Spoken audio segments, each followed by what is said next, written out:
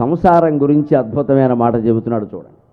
పెళ్ళయింది, భార్యాభర్త కాపురం చేస్తున్నారు, ఇద్దరో ముగ్గురో పిల్లలు. ముగ్గురు ఎక్కడా, ముగ్గురు ఏదో ఓవర్ అంటారు. ఇప్పుడు ఇద్దరే, అసలు చాలా కుటుంబాల్లో ఒక్కరే. ఆ ఒక్కడు అమెరికాలో ఉంటాడు, ఇంకెక్కడ ఒక్కరే, ఇంకెవరు లేరు. ఇక్కడ ఒక్కడే ఉంటాడు, వాడు అమెరికాలో ఉంటాడు. ఇక్కడ ఇద్దరు ఉన్నప్పుడు, దంపతులు ఉన్నప్పుడు ఒక్కడే ఉన్నప్పుడు వాడికి అమెరికా దేనికండి? అంబాజీపేట సరిపోదా? సిద్దిపేట సరిపోదా? శాన్ ఫ్రాన్సిస్కో వెళ్ళిపోవాలా? అసలు మనం ఎందుకు విదేశాలకు పంపుతున్నామంటే గొప్పలు చెప్పుకోవడానికి. మా అబ్బాయి అమెరికాలో ఉన్నాడు, రోజు ఫోన్ చేస్తాడు. దేనికమ్మా ఈ గొప్పల పని లేక? నీ కళ్ళ ముందు లేడు, నువ్వు పెట్టిన తినేవాళ్ళు లేడు ఇక్కడ.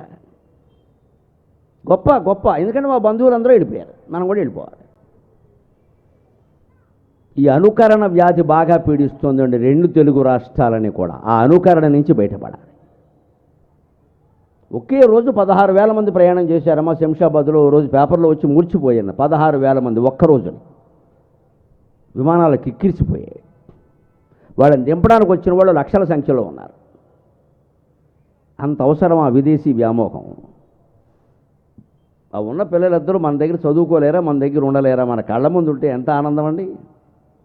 అంటే సంసారం నడుపుకునే విధానం అంటే గొప్పలు చెప్పుకోవడం కాదు. సంసారం బాగుండాలి అంటే మూర్ఖాయత్ర న పూజ్యంతే ధాన్యం చాపి సుసంచితం. మూర్ఖాయత్ర న పూజ్యంతే ధాన్యం చాపి సుసంచితం దంపత్యో కలహం నాస్తి తత్ర స్త్రీ స్వయమాగత అన్నాడు. లక్ష్మీదేవి కలకాలం మన ఇంట్లో ఉండాలి, సంపదలకు లోటు లేకుండా ఉండాలి అంటే ఈ మూడు విషయాల్లో జాగ్రత్త పడాలి. మూర్ఖాయత్ర న పూజ్యంతే. భర్త కానీ భార్య కానీ వీళ్ళిద్దరూ బాగున్నా, పిల్లలు కానీ మొండి వాదన చేసి మూర్ఖంగా ఉంటే చెంప పగలగొట్టేయాలని మళ్ళీ అవకాశం ఇయ్యద్దు. ఇక్కడ చెంప పగలగొట్టేయాలని మాట్లాడకుండా. మూర్ఖుణ్ణి గౌరవించాల్సిన అవసరం లేదమ్మా. కొడుకైనా సరే, కూతురైనా సరే, కోళ్ళైనా సరే, అల్లుడైనా సరే, చివరికి భార్య అయినా సరే, భర్త అయినా సరే, ఎవరు మూర్ఖత్వంతో వ్యవహరిస్తే వాళ్ళకి ఇంట్లో వాళ్ళందరూ కూర్చోబెట్టి మొత్తం గడ్డెట్టేయాలి. గడ్డి తక్కువైతే నన్ను అడగండి, మా ఇంటి మీద గరికి పెట్టి బోల్డ్ ఇస్తాను, పట్టుకెళ్ళి పెట్టాను. అడ్డమైన గడ్డి పెట్టచ్చు. ఖచ్చితంగా మాట్లాడాలండి. ఏం చేస్తున్నావు? సంసారం ఏమైపోతుంది అక్కడ? కూర్చోబెట్టి కడిగేయాలి మొత్తం. ప్యాన్ నీళ్ళు వచ్చేయడం మా మొహం మీద.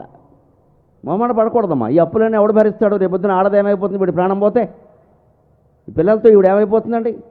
బంధువులు వస్తారు, జాలి చూపిస్తారు, 10 రోజులకు అందరూ పోతారు, గారెలు పరవానం తినేసి. తర్వాత ఇప్పుడు బతుకు ఉండగానే తెలుసుకోవాలి.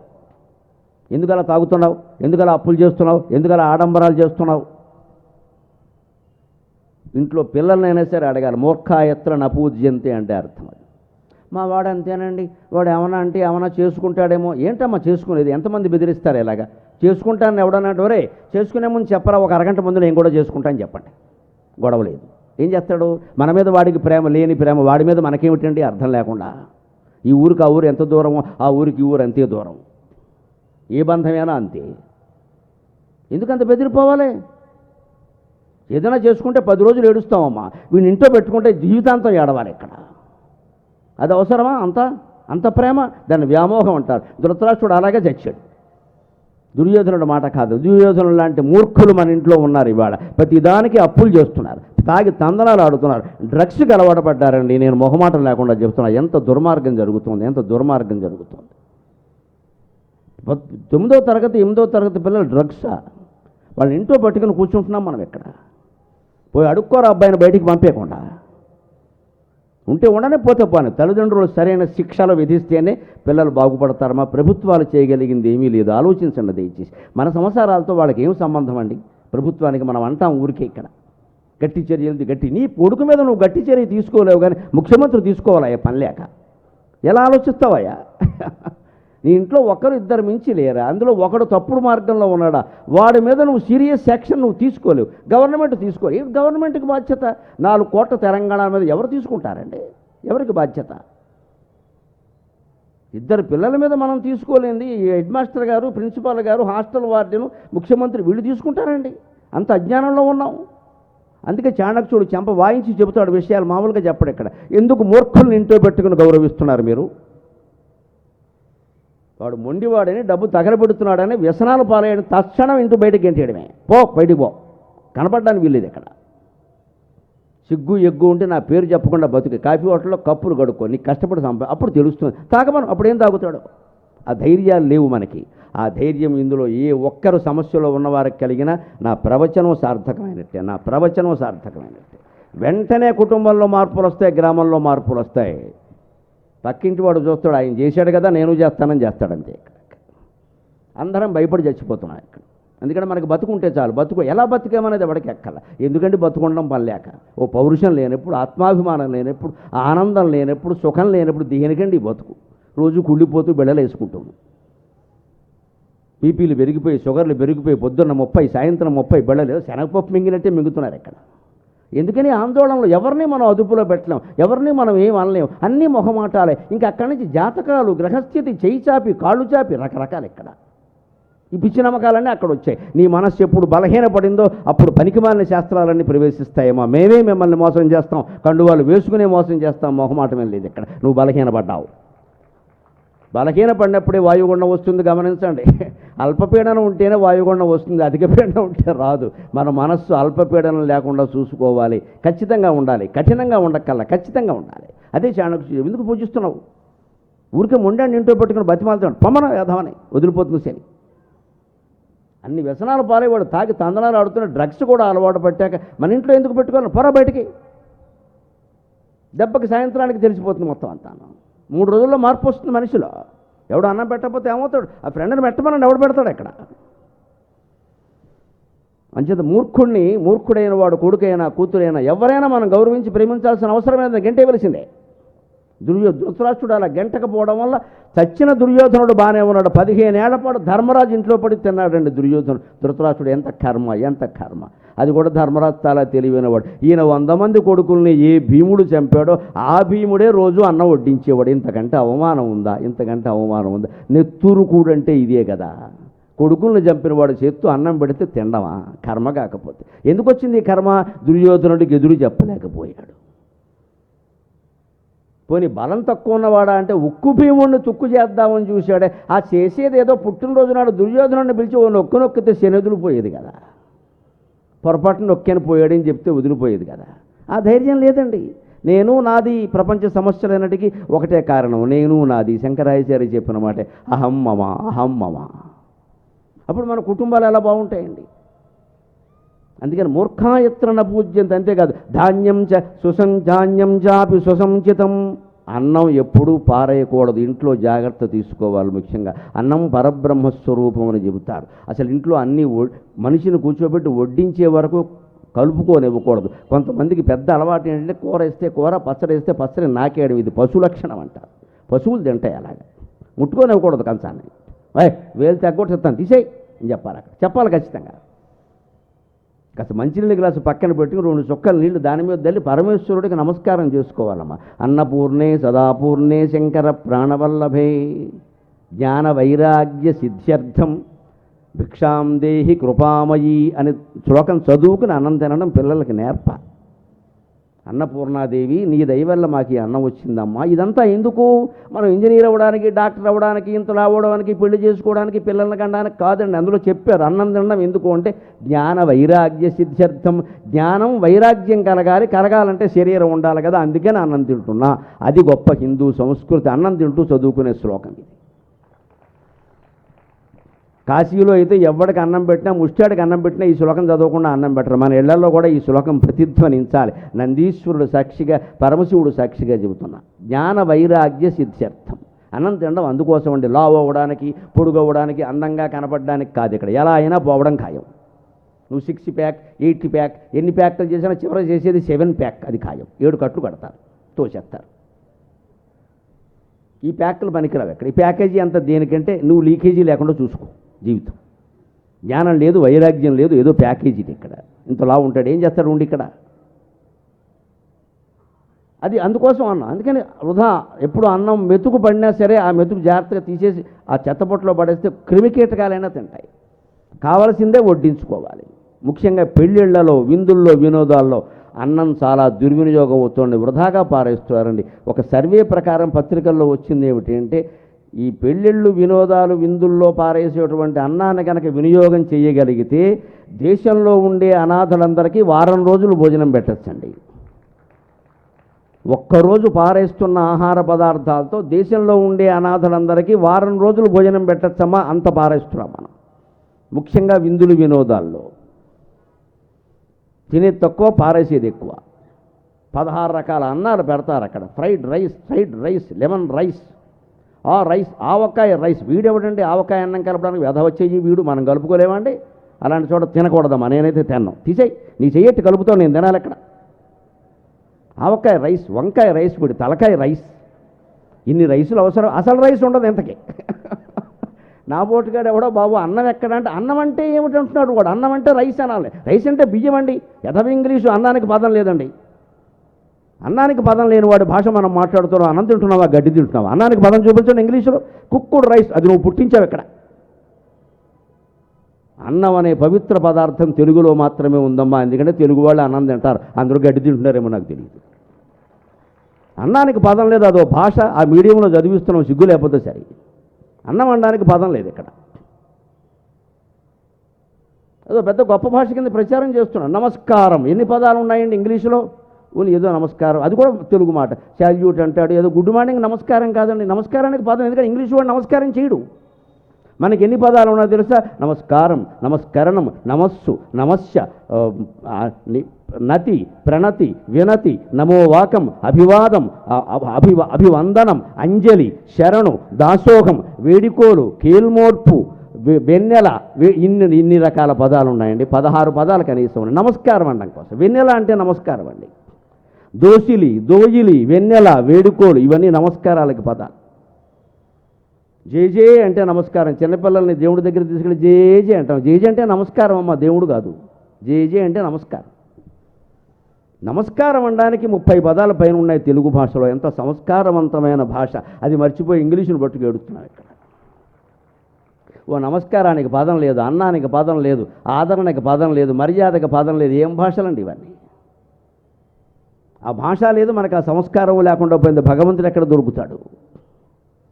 అందుకని చెబుతున్నాడు ప్రత్యేకంగా, జాగ్రత్త పడండి. అన్నం పారేయకూడదు, కావలసిందే వడ్డించుకుని తినాలి. అందుకే మనిషి కూర్చునే వరకు వడ్డించకూడదు, శాస్త్రం అది. భర్త, భార్య, పిల్లలు ఎవరికి ఎవరు వడ్డించినా సరే ముందు కూర్చోమని చెప్పాలి. మంచినీళ్ళు పెట్టాలి ముందు, అన్నిటికంటే ముందు పెట్టాల్సింది మంచినీళ్ళు. తర్వాత వడ్డించాలి. ఇది కావాలా అని అడగాలి, వద్దంటే వేయకండి, వేస్తే తినేయమని చెప్పండి. ఎక్కడ అన్నం వృధా కాదో, ఎక్కడ మూర్ఖులకి గౌరవం జరగదో, మూర్ఖుడిని అదుపులో పెడతారు. ఇంకో మాట, దంపత్యో కలహో నాస్తి. ఎక్కడ భార్యాభర్త దెబ్బలాడుకోకుండా ఉంటారో తత్ర శ్రీ స్వయమాగత. అక్కడ లక్ష్మీదేవి వచ్చి కలకాలం కాపురం ఉంటుంది. ఏం అనుమానం లేదు. మంగళవారం అక్కల, శుక్రవారం అక్కల, మన మనస్సులను బట్టి వస్తుందమ్మా లక్ష్మీదేవి. మంగళవారాలను బట్టి, శుక్రవారాలను బట్టి, ఇంటి ముందున దీపాలను బట్టి రాదమ్మా. నువ్వు ఎన్ని దీపాలు పెట్టినా ఏదో మనసులో పొగ ఉంది, దీపం లేదు ఇక్కడ. పొగ ఉంది ఇక్కడ, చూరిపోయి. ఇంక దీపం లక్ష్మీదేవి ఎందుకు వస్తుంది? పని లేక. దేవతలు చూసేది మన మనస్సునండి, మన మంచాలని కంచాలని వాళ్ళు చూడరండి. నీ మనస్సు ఎలా ఉంది? నీ మనస్సు దీపంలాగా వెలుగుతూ ఉంటే, ఊరంతా వెలిగించే దీపంలా నువ్వు ఉంటే తల్లి, నీ ఇంట్లోనే లక్ష్మీదేవి అది కూడా పొరపాటు. నువ్వే లక్ష్మీదేవి, నీకు నమస్కారం. ఇంక వేరే అక్కల. నువ్వే లక్ష్మీదేవి. నువ్వు దీపంలో వెలుగుతున్నావు, దీపలక్ష్మి. ఇది సంసారం కాపాడుకునే విధానం. ఇక్కడే కాస్త 60 ఏళ్ళు దాటాక జాగ్రత్త పడాలి. పెద్దవాళ్ళ కోసం ఓ శ్లోకం చెబుతున్నాడు. 3 రకాల దుఃఖాలు కనుక మనిషికి వస్తే అంతకంటే దారుణం లేదుట. ఇది ఎక్కువ మగవాళ్ళని దృష్టిలో పెట్టుకు చెప్పాడు, ఆడాళ్ళకు కూడా వర్తిస్తుంది. వృద్ధకాలే మృతాకాంత బంధుహస్తగతే ధనం. బంధుహస్తగతం ధనం. వృద్ధకాలే మృతాకాంత బంధుహస్తగతం ధనం. భోజనం చ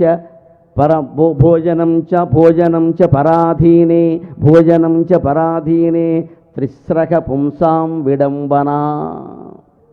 మగాడికి 3 దుర్గతులు అన్నాడు.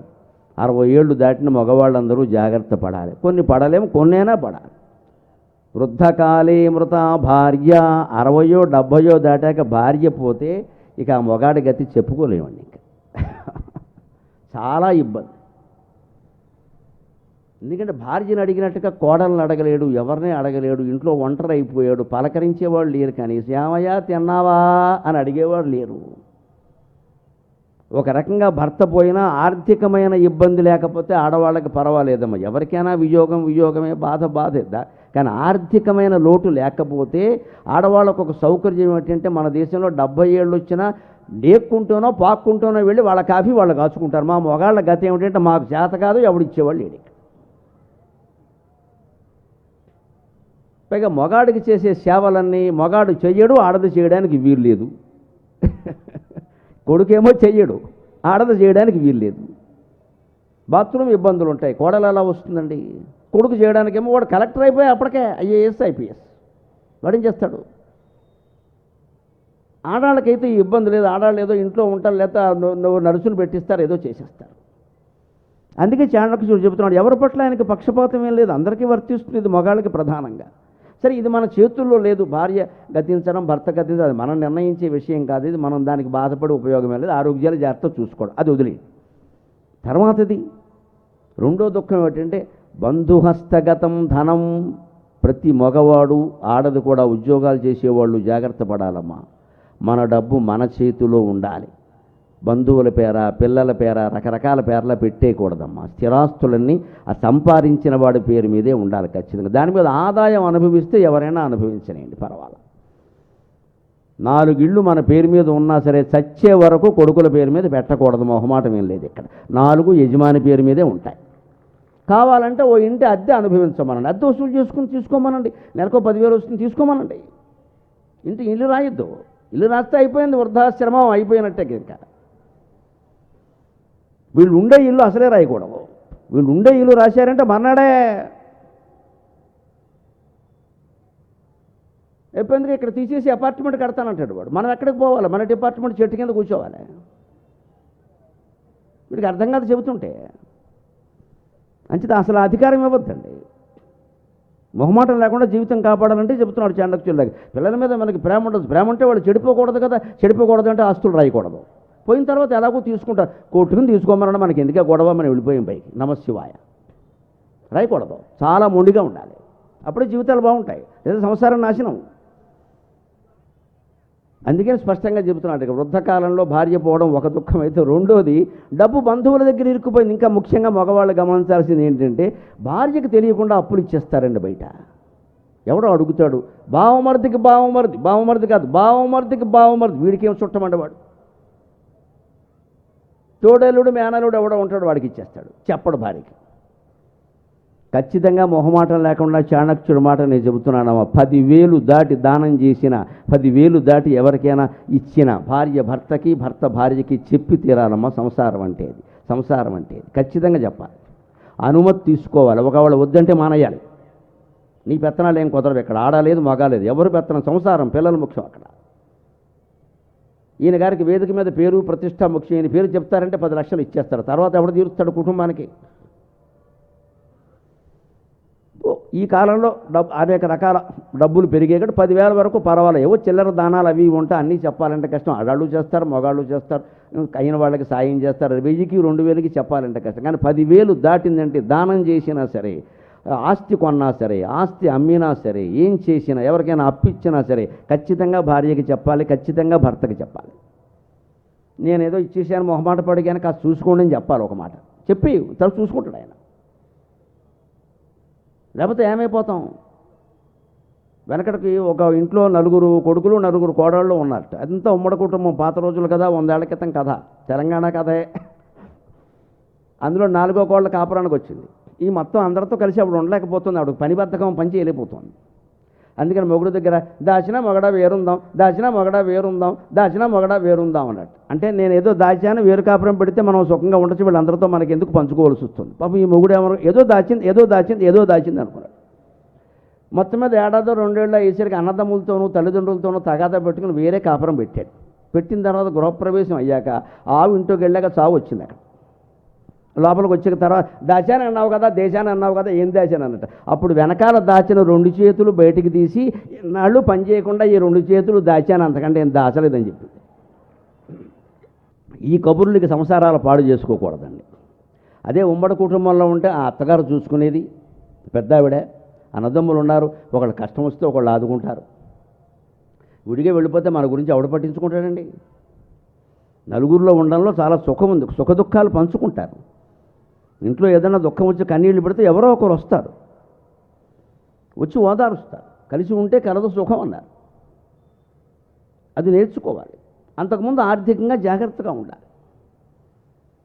అందుకని చెబుతున్నాడు ఈ విషయాల్లో జాగ్రత్త పడండి దయచేసి. ఇంకొక మూడోది కూడా ఉంది, భోజనంచ పరాధీనం. ఇది కూడా మగాళ్ళకే ఉండదు. ఆడవాళ్ళకి ఒకవేళ భర్త పోయినా భోజనం పరాధీనం వెళ్ళలేదు. వాళ్ళు వండేసుకుంటారు, లేకపోతే వంటింట్లోకి వెళ్ళి తినేస్తారు, గొడవలేదు. ఈ మగాడు హాల్లో కూర్చుంటాడు. వీడికి ఇప్పటికే 75 ఏళ్ళు, భార్య పోయింది, కోడలో కొడుకో ఎవరో పెడితే కానీ తినడానికి లేదు. ఆవిడ నెమ్మదిగా వండిందో స్విగ్గీ జొమాటోకి ఆర్డర్ ఇచ్చిందో ఎవరికి తెలుసు.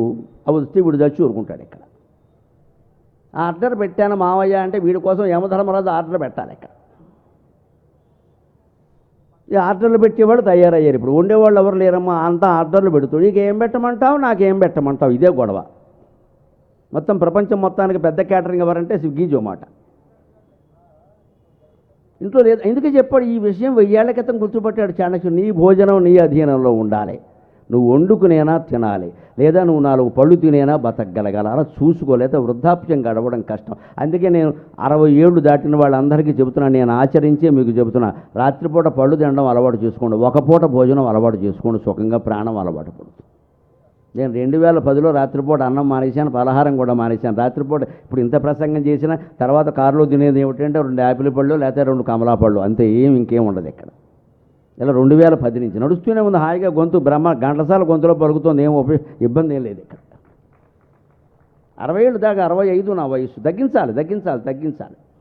ఒకటి శరీరం తట్టుకోలేదు, రెండోది ఏమో రేపు ఏ స్థితి వస్తుందో. 4 పళ్ళు తిని బతకడం. ఇప్పుడు నాకు ఏం ఇబ్బంది వచ్చినా నాకు బెంగలేదు, ఎందుకంటే మధ్యాహ్నం కూడా పళ్ళే తింటాం. ఏంటట అయిపోయా. ఇంకా 4 పళ్ళు అప్పుడు ఎక్కువ తింటాం, రాత్రి 2 తింటాం, మధ్యాహ్నం 4 తింటాం. మొన్న 32 పళ్ళు, 32 లోపు తింటే చాలు, ఇంకేం అక్కడ. అలవాటు పడాలి. అది చెబుతున్నాడు, దుఃఖం అంటే ఇదేనయ్యా అని.